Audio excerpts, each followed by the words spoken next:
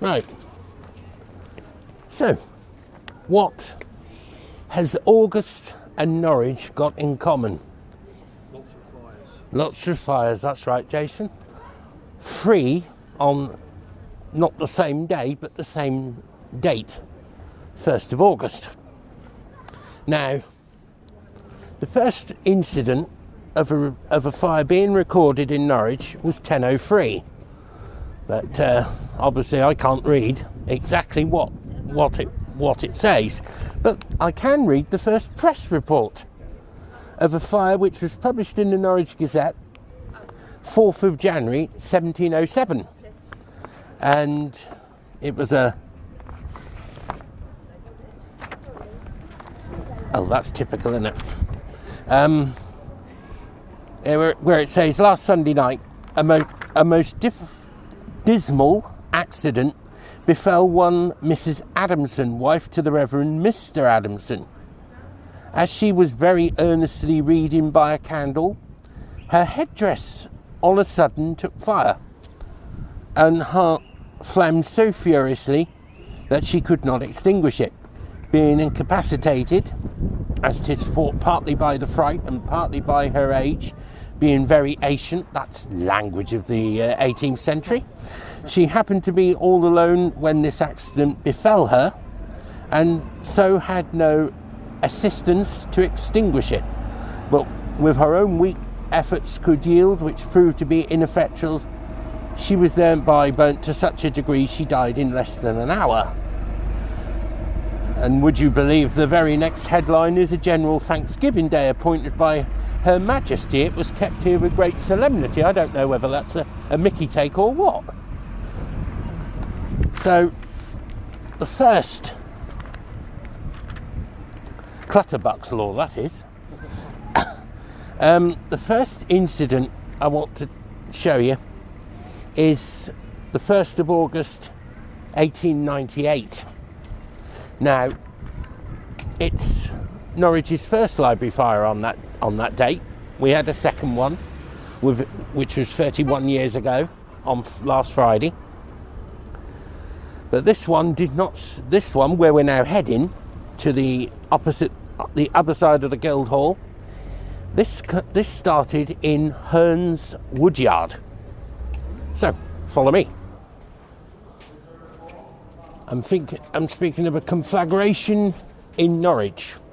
That's the headline for the evening news of I think it's the 2nd of August, because the 1st of August 1898 was a Monday, and it was Bank Holiday Monday back then. Enormous destruction, fearful scenes, the public library burnt out and irreparable loss. We also lost Chamberlain's, and of course Hearn's Woodyard, and the damage was estimated at £100,000, which in 1898 was an extraordinary amount of money. Right. Now, I'll just go on my device, bear with me. Now,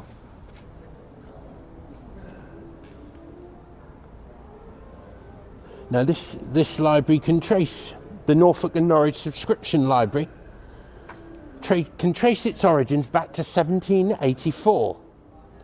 Now, whereas Armada House was intimate and fusty, the subscription library was laid out on a grand scale.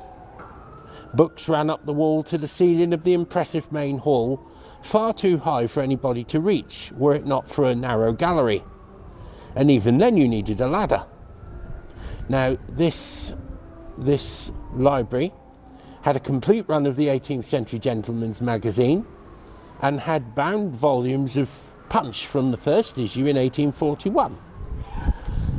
And that you mentioned the first word, modern use of the word cartoon, from 1843. Now, that magazine finally ended publication in 1992. Now, this library closed in 1976 and was turned into the Advice Arcade. I'll just show you, I'll just pass that around if you can read it.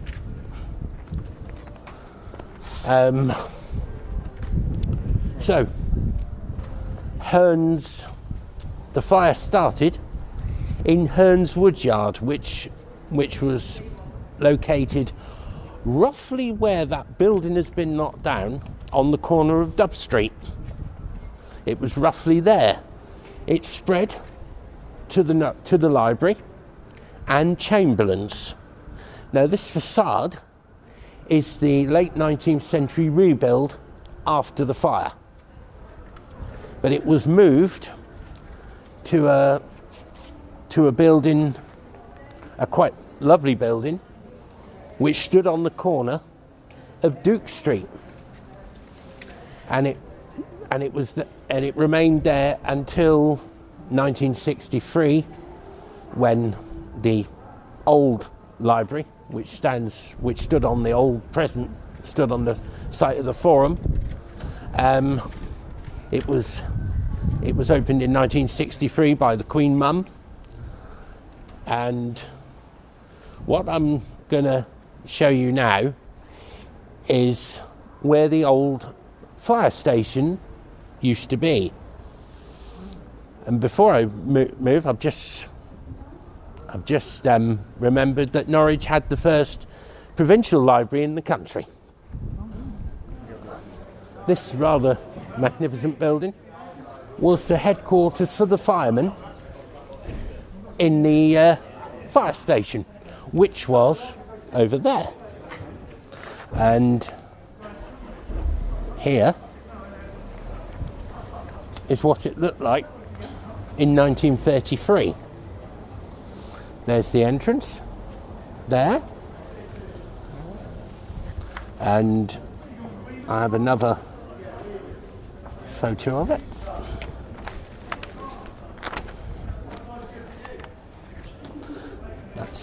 That's what it looked like beyond the arch, the fire station of 1930. Now it would have been roughly the centre part of that arch. Now this fire station opened roughly about the same time as the library fire I've just described, and look at the narrow streets. Norwich retains its medieval street layout. Now you imagine 1933 was the year Hitler came to power in Germany, and you can imagine fire engines going up a two-way street. That was Lower Goat Lane, according to Alan here, was a two-way street up until the 1960s. Now you imagine in a bombing raid, we suffered the Baedeker Blitz. You imagine a fire engine trying to squeeze up there, or squeeze up Dove Street. So in the 1930s, the 11th of March 1933, they decided to build on Bethel Street the then old fire station, which was the first of the major developments of the 1930s in Norwich, which finished with the reconfiguration of the marketplace and also the City Hall, who incidentally is rumoured to have been, the architect of City Hall was rumoured to have been a Nazi sympathiser, according to a friend. And of course it has the longest balcony in England at 365 feet long. And you can imagine the market being a parade ground. You can imagine Himmler, or Hitler, he didn't want that building bombed. So the next one, bear with me. This is just before its opening on the 9th of October 1934 in Bethel Street, and 20 tenders were received I mean, when this old library fire on the 1st of August, not only were the firefighters, the fire engine from St Andrew's Church attended, and also the Bullard's Brewery fire engine attended the scene.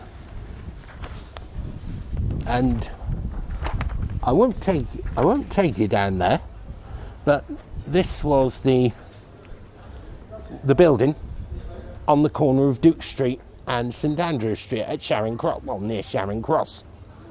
And that was the library from, I think, around 1900 to about I think the building's older than that.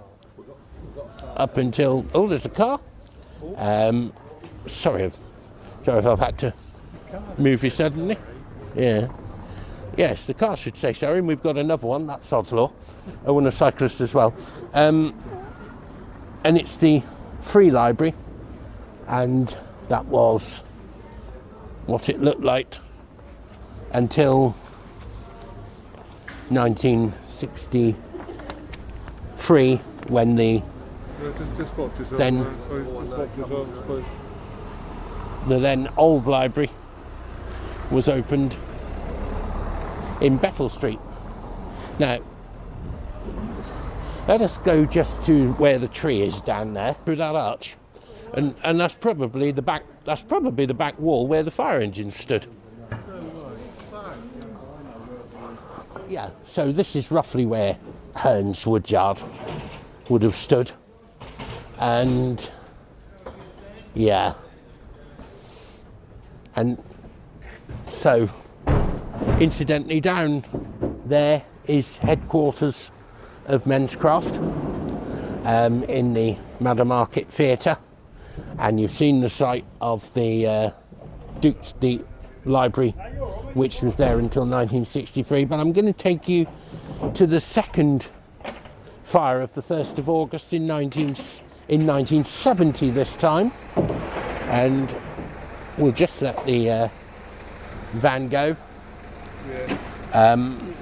1st of August 1970 was a Saturday, and most of the fire service was away fighting fires at Thetford Forest, the Heath fires. It was quite a bad day, so we had to get in fire appliances from Yarmouth and I think Wroxham, somewhere like that. But it just meant that Norwich had a most unlucky day on the 1st of August, and 24 years later it was just going to get much worse. Much worse. Here's the site of the former Corn Hall, and here, this monstrosity is all post 1970, and of course Garlands was a wooden building, and unfortunately holiday crowds came to see the shell clearing up there at Garlands on Monday 3rd of August 1970. And another £1 million blaze guts Garlands. London Street was under threat for 3 hours because the buildings were wooden, and the Jarrold staff were called spark watchers just in case it spread to Jarrold's. I mean, look at how narrow little London Street is. That's very, very, very, very plausible. So was it an electrical fire, was it? Or what started the fire? It is believed that it was a fire through an extractor fan, because they were then doing the last meals of the day, Right. and it started in an extractor fan that probably hadn't been cleaned out since it was opened. Since the first extractor fan was put in, it probably had never been cleaned, because you just don't think, well, it had to be cleaned out. And of course, a wooden building. Norwich's Elm Hill was completely destroyed in 1507 by a fire. The Great Fire of London, 1666, wooden buildings. It then became law in London, and then across the whole country, you had to build your houses from stone or brick. That became law in, I think, about the late 17th century. And so, as you can see from some of these buildings there, they would have been timber framed, but now you can see they're brick and stone. So let's walk up to London Street, and I can show you what became the new Garlands. And here's another, well, minute by minute drama. I can't, the print's too small, you'd need a telescope to read that. But they described a minute by minute drama. But the most interesting bit was there was a wedding party that was going on in one of the restaurants nearby, and that was under threat because of the conflagration. Now, this is wrong. It says 10th of August 1970. That's a misprint from the history of the Norwich Fire Brigade, and it's very definitely the 1st of August. And what you see now, is that the last one? No. And I found this online at its height, and as I said, it was a wooden building, and my friend Adrian, who was working there at the time, said that took hold so quick, it was unbelievable that no one was hurt or severely injured.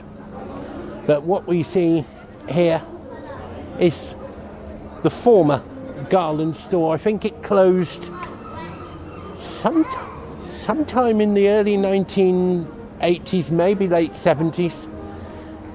And what is now Cosmo, the restaurant, was this smart shop. I don't know, I can't remember what the shop was called.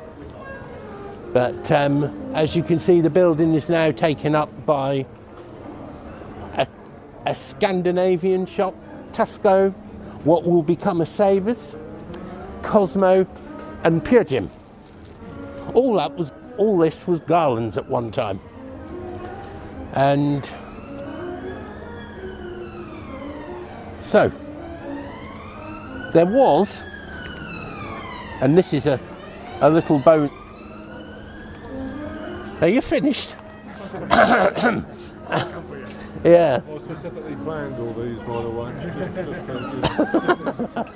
Yes. I think something must have been going on for it to have happened on the 1st of August, because where I'll take you next, I mean, I'm going to take you past it. What is now known rather predominantly as Fat Face was once next. And of course, there was quite a major fire there in 1988, the year the bus went down the hole on Earlham Road. Nothing fills a hole like a double-decker, as what the Cadbury's double-decker chocolate, they got their slogan from that.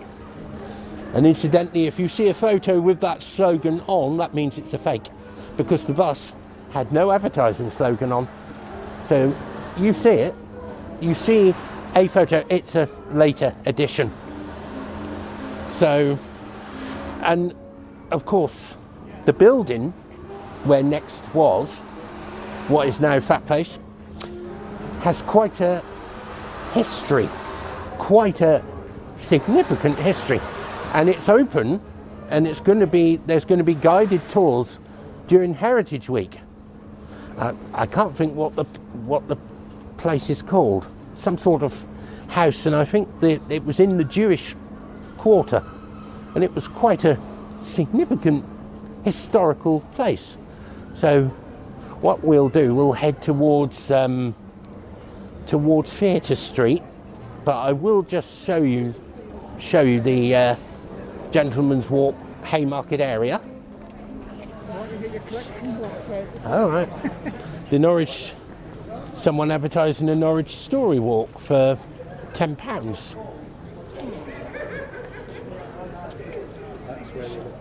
So you're looking at Fat Face, and I can't remember whether it was this building or where the new section of Primark was, but there was a fire here.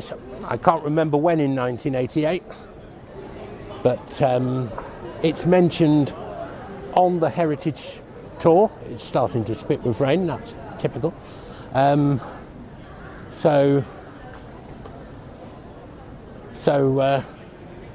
that one, well, I don't know, but I've got a feeling that may have been October, November. I don't think it was August. So it was a saving grace that this one, well, that it happened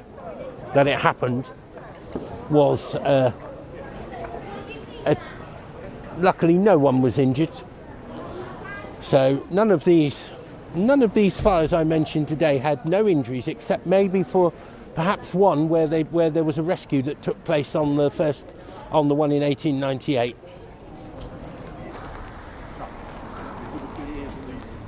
Thank you. So,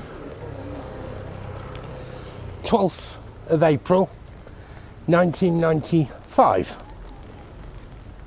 Just a little over 8 months after the library fire of 1994, 1st of August. Again, what is it with the 1st of August in Norwich? So soon after afternoon tea was being served, the building was being, I think it was having refurbishment done to it, and of course if you'd have walked past on the 12th of April 1995, you would have saw that, the Assembly House, the second major fire in the city centre within eight and a half months of each other. Poor Norwich. First it was the library, now that's the roof. That's the roof of the Assembly House. Tragedy.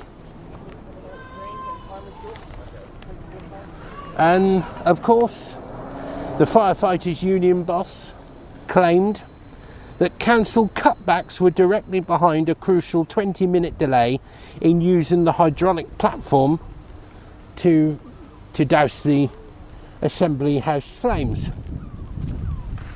So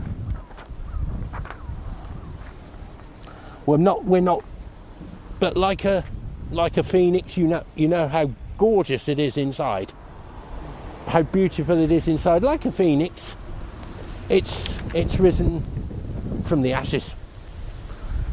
But now, if you wouldn't have been this close, but on 1st of August 1994, if you'd have stood in this, more or less this spot, you'd have seen this. The second library fire to happen on 1st of August. This was 1994. Now, that's the interior. Now, do you want to roughly guess where in the library this was? Well, some genius in the mid-90s, because in the original library that stood there, opened by the Queen Mum in 1963, it had an open area, open outside area, like a garden, where people could sit and eat their lunch. Well, some genius about 18 months before the fire decided, why don't we roof that area? And someone said, do you know, and one architect, I think it was the architect of the building, said, do you know if you had a serious fire, if you had a fire in that library, you wouldn't be able to contain it if you roofed that area? No, they decide to roof the area. Look what happens. Look what happens. And they couldn't contain it. If that area would have been outside, that would have caused the necessary break to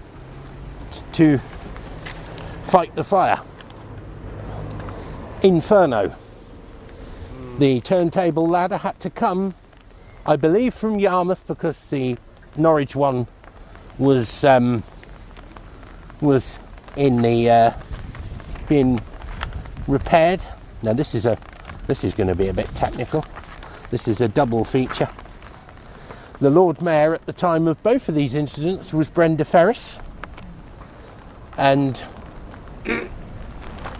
I think that may be her words. I just want to cry. Shop trolleys were used to save the historic archives, and of course the reference library was moved to, I think it was called Gildingate House at Angus Square, and Norwich had a library used in an old cooking utensil premises or something like that in Burr Street, where I eventually, I joined the library at Mile Cross, and I've got quite a little bit of a humorous story to tell you, which will finish my talk. The office came in to help flood the library, but with me, I like to examine these newspapers. There's a headline for you: coincidence or fate? 1st of August, 3 fires in the centre of Norwich. If anyone's living from 1898, I'd consider it a minor miracle. But Alan remembers the London Street Garlands. I certainly do remember the 94 fire, and I have a vague memory of the Assembly House. It may be fate or coincidence, but August the 1st is a date the people of Norwich will never forget. Oh, sorry, we have a taxi coming in. Of course we do. Colin usually has dust carts, the Battle of Britain Memorial Flight, or a noisy motorcyclist. I've had 3 taxis this morning. Clutterbuck's luck. Now, incidentally, what do I mean by Clutterbuck's luck? Well, that's for Hoodies for Happiness. My pirate's name, Jim Clutterbuck, the famous Yorkshire pirate with a Norwich accent. So let's continue. It's become the date where Norwich has suffered its 2 worst fires since the 42 Blitz. We had the fire of 1st of August 1994, and of course Garlands 1970. I like that bit, coincidence or fate. Now, when Curls, which was on the site of what is now Debenhams, what was Debenhams, Garlands said that they could use their premises in London Street. So when Garlands caught fire, Curls returned the favour, and they were allowed to sell their fire damaged stock. That's if it wasn't being stolen by onlookers, as Alan said earlier. Yes, the shoes were being passed out, left on the street, and people were walking off with them, which was just hideous. It's just so disrespectful. But Curls allowed Garlands to sell their stock from their warehouse. But I came across this morning. Now, something tells me that could be the Tower of MensCraft. So is this the library in Norwich? Is this the library that stood on the Forum site? Or is it the interior of the 1898 library? It's hard to tell. Or have I just uploaded a photo which it could be an American library in Norwich in the United States? It might well be. So the library, which was opened by the Queen Mum, looked like this, and my auntie worked there from its opening until about 1990.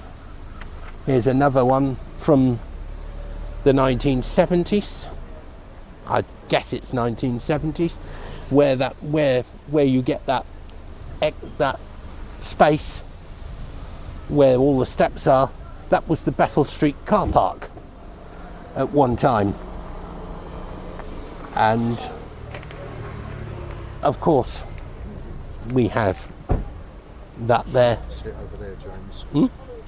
Turn it so that the light can see. Yeah, we had that over there, but like I don't like to say it, but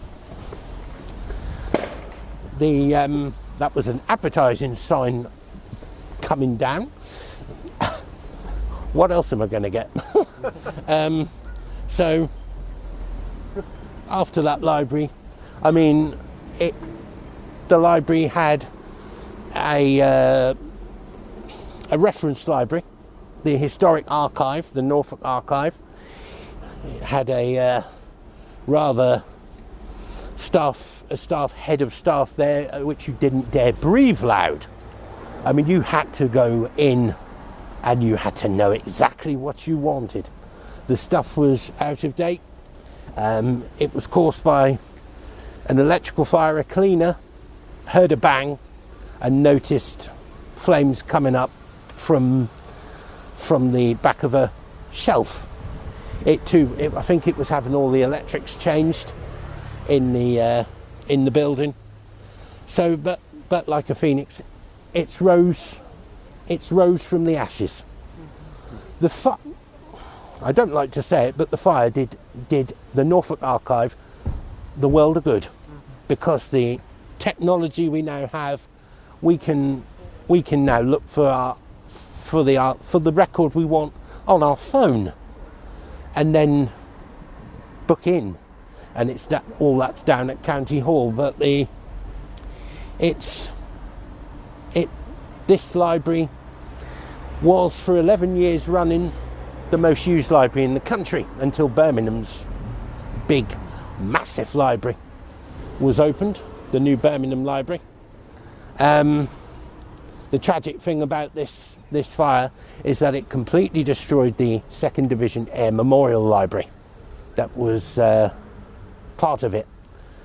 But as I said, like a phoenix, it rose from the ashes. Now, to finish, I have a bit of a story on my part. I thought, because back then, libraries were individual. You had your own library ticket for each individual library, and they were starting to plan it where the whole of Norfolk could be used under one card. So I went in. I don't know whether it was a week before 1st of August, but 15-year-old me decided, I'll join the Central Library. Why not join the main library? So I don't know whether it was the 30th of July, Saturday 30th of July. I went in and spoke to one of the staff members, and they said, well, what you need identification. I mean, what identification that would have been for a 15-year-old in 1994, I can't imagine. I certainly didn't have a driver's license. Certainly didn't have a passport, but I must have had a letter of some sort. So said letter, I walked with said letter. Monday morning, I thought, well, I guess I'll join the library today. But I'd heard there was a major incident occurring in the city centre. Radio Norfolk's Chris Gudgeon was broadcasting live from the scene, and I'm thinking, what on earth is going on? Because I could see the smoke from the top of Alson Road, and I'm thinking that looks a very major incident. Oh yes, I got to the corner of Bethel Street and St Peter's Street outside the what's the name, and I saw the fire and all the firefighters and all the library staff rescuing the documents, and I'm thinking to myself, James, it looks like you're not joining the library today. You're not joining the library today. And in the end, I just took the letter up to Marcross, which was opened extended hours like most of the libraries were at the time, and I joined the library there. So I've been a member of the Norwich Library for about 31 years, and it was the 31st anniversary last Friday. So that concludes my talk. Thank you, everyone. Well done. Well done. So